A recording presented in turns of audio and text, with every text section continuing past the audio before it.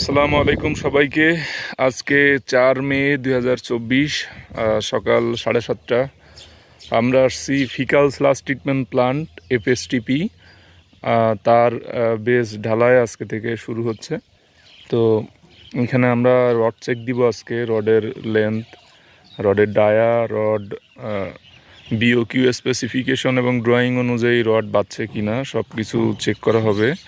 তারপরে যে ঢালাইয়ের জন্য যে ম্যাটেরিয়ালসগুলো আছে, খোয়া পাথর 1:2:4, অর্থাৎ 1-2-4 অনুপাতে ঢালাই হবে।